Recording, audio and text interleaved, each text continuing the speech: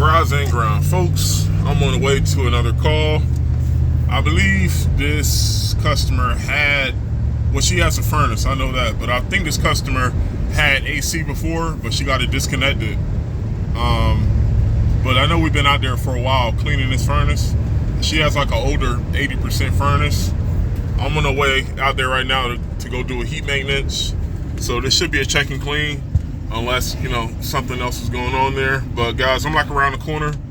I will see y'all in a little bit. I'll see y'all when I get inside. All right, guys. You didn't miss much. All I did was go to the truck and I got another filter. But here's the system. Like I said, this is just an 80% furnace. I thought that they actually had this hooked up before, but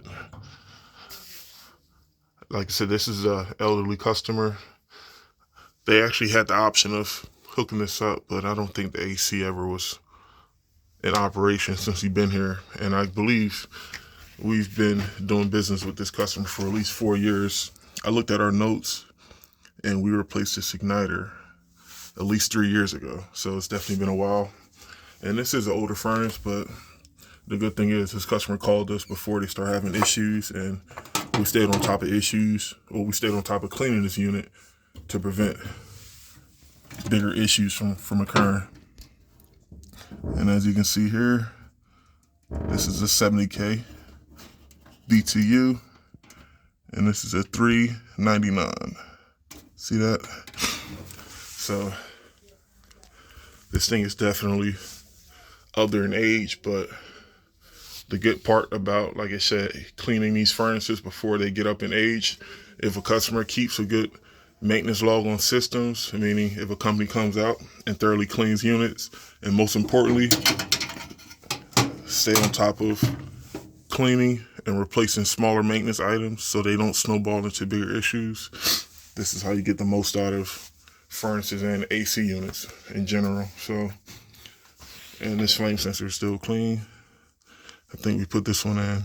This had to have been at least 2 years ago. Nothing was done recently, but we did make a bunch of minor repairs here in the past.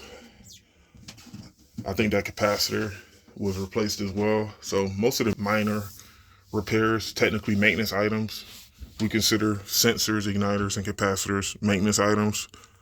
Most of the maintenance items were already replaced, and I'm still going to check that cap, but what I'm going to do is I'm going to pop this filter in, and also what I'm going to do is stick a piece of thermostat wire and then do support to make sure that's clear. And yeah, after I check the cap, I'll turn it on.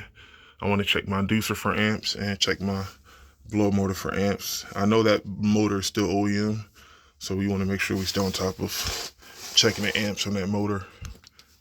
But tell you what, let me check that cap and put this filter in, and let's start this unit, and we'll see what the numbers are.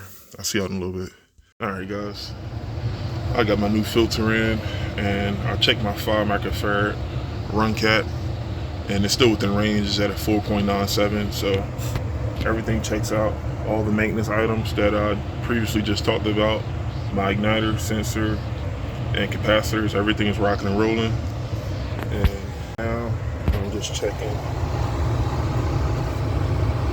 blow motor amps. That's at a 2.5, which is great. And like I said, guys, with our blow motor amps, the biggest thing we want is we don't want the blow motor amps to be excessively high. Now we know that this breaker, well, most furnaces will have like a 15 amp breaker. You're not gonna have more than a 15 amp breaker for a regular residential gas furnace, 115 volts.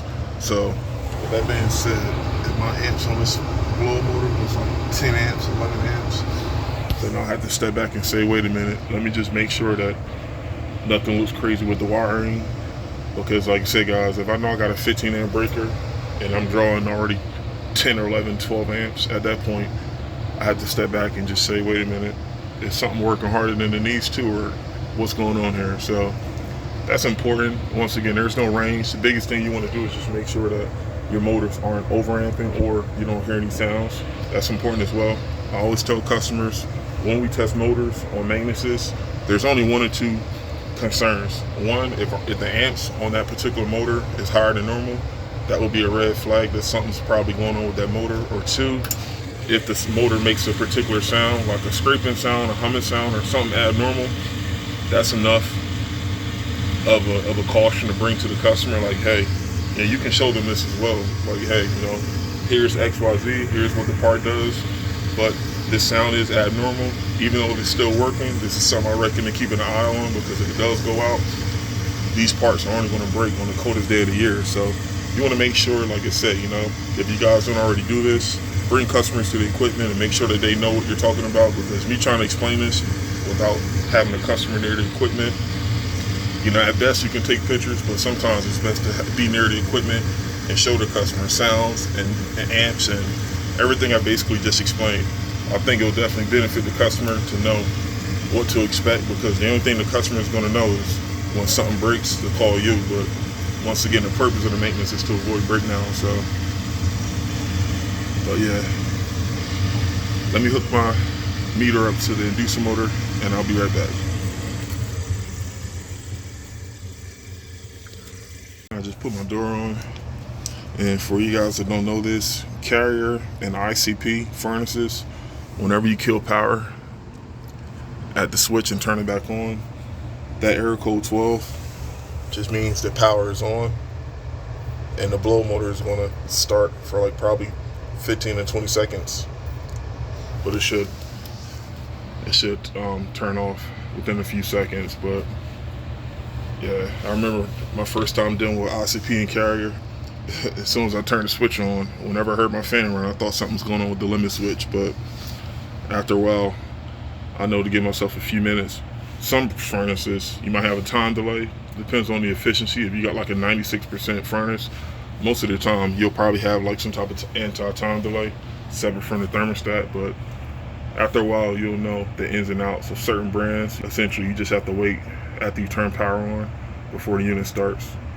And sometimes you also have to go to the thermostat as well, because some thermostats, if you kill power at the emergency switch and turn it on, that could reset the settings on the thermostat. So, but this customer doesn't have a Wi-Fi thermostat. It's just a regular Honeywell digital thermostat. So, all right, guys. Now this inducer motor is rated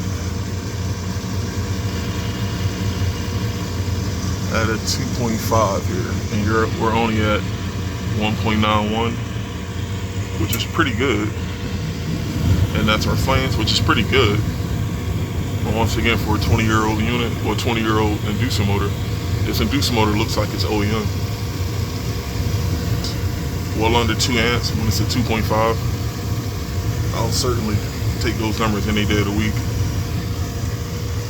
But yeah, guys, that's all there is to it. And of course you have your block vent switch, which I think is kind of redundant, but these older style furnaces, you'll have a lot of older safety controls that are pretty much redundant. But I'd rather have a rollout switch than a block vent switch. But it is what it is, guys. As long as you know what the safety does and you know how to navigate around it to troubleshoot it, then hey, it is what it is. And my fan just turned on, and we're rocking and rolling. Alright, guys, I'm gonna pack up and I'm gonna shoot out of here. I got a couple more stops to get to. I'll see y'all in the next one. Peace.